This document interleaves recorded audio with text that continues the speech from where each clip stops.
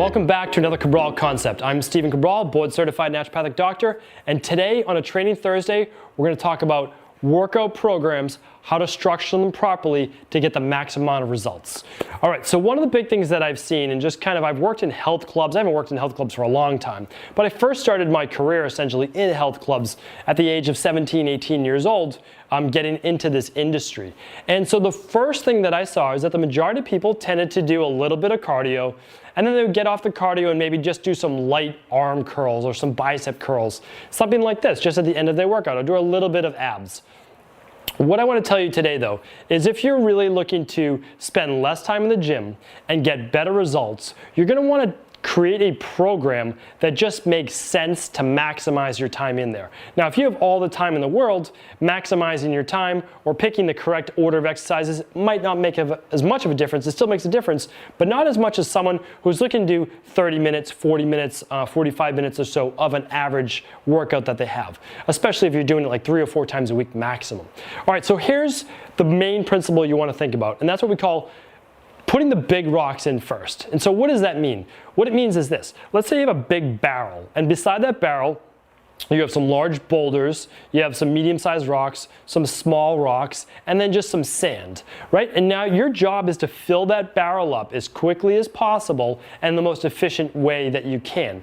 So what you're looking to do is to say, how do I fill this barrel? How do I get the best results the fastest way possible? I'm going to take the boulders, I'm going to take the big rocks, and I'm going to throw them in that barrel first. Then the medium rocks, then the small rocks, which are going to fall into their places that they need to, and then how do I fill the rest of the space? Well, I take the sand, the light stuff, and I throw that in at the end. That's essentially how a proper workout program is designed. The best fitness instructors, personal trainers, coaches, whatever it might be, are going to look at your program and say, what's going to get you the most bang for your buck? What's going to work the largest amount of muscle for exercises, meaning those compound exercises we've talked about in the past, which simply means multi-joint, which also just means working 2 joints at the same time, like a shoulder joint and an elbow joint for a chest press, or a shoulder press, or a lat pull down, or a row.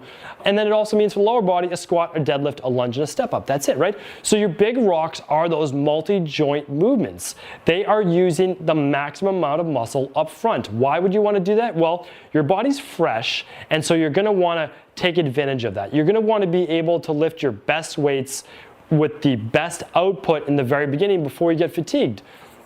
So that means setting up a program where the first grouping of exercises are going to be more like chest presses instead of chest flies, shoulder presses instead of like lateral raises, and squats or deadlifts or Romanian deadlifts instead of something like a hamstring curl or a leg extension. That just is going to get you much better results because you're working so much more muscle. And if you work more muscle, well, guess what? That's going to boost your metabolism to a greater degree. That's science-based. That is how it works. We can want it to work in other ways. We can want to work abs first or those small muscle groups, but that's not going to give you the maximum effort and maximum output, which is going to lead to the maximum amount of results.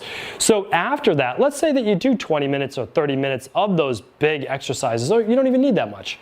After that, then you say, you know what, I still want to do some bicep exercises, I still want to do some abs, I still want to do those little exercises like adductor work or core work, whatever it might be.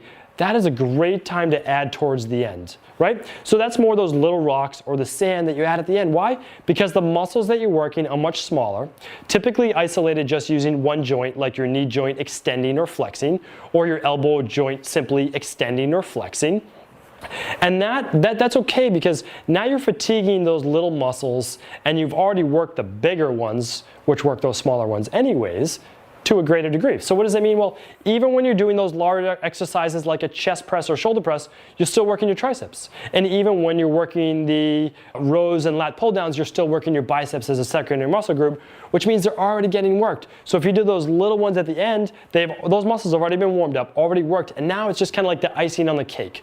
So that is my big recommendation, is when you're designing any program, and even if you're looking through a book or magazine, you say, is this a good program or not? Well, look to make sure it's kind of like a full body or balanced-based workout, and look to make sure that it's putting the big exercises up front so that when you fatigue, you're fatiguing on the maximum amount of muscle tissue possible, and again, work the most amount of muscle tissue possible so that you can boost your metabolism to the greatest degree, and you can keep that fat burning or oxidation process going for a much longer period of time. I don't want to complicate things, but I want you to know the fundamentals and the principles, because when you know the fundamentals and principles, you can make judgment calls for yourself, and you can also start to understand why myself or other people would design programs that are going to be front-loaded with larger amounts of big exercises, meaning like your fundamental pushes and pulls and rows and presses and squats and deadlifts and lunges and step-ups. Those are the ones that you need.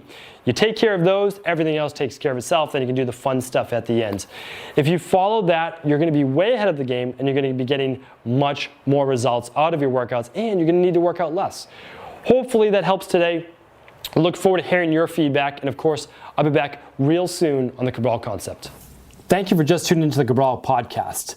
Before you go, I want to let you know that this is the last week to enter our January contest. All you have to do is go to cabralpodcast.com, and it's free to enter. You can win over $2,000 in prizes, and these are all health, weight loss, and anti-aging based tools that we use in my Boston practice every single day with clients. So it's anything from the Dr. Cabral Detox, the Daily Detox Shake, Functional Medicine Labs, our nutrition plan that we use with our weight loss clients and wellness clients, our supplement cases, everything. So go check it out. Even if you just want to see what we use, go to cabralpodcast.com, and right there you can enter within, I think, probably 10 seconds. It's free to enter. I look forward to hopefully pulling out those names at the end of this month and seeing if you are the winner. Talk with you soon.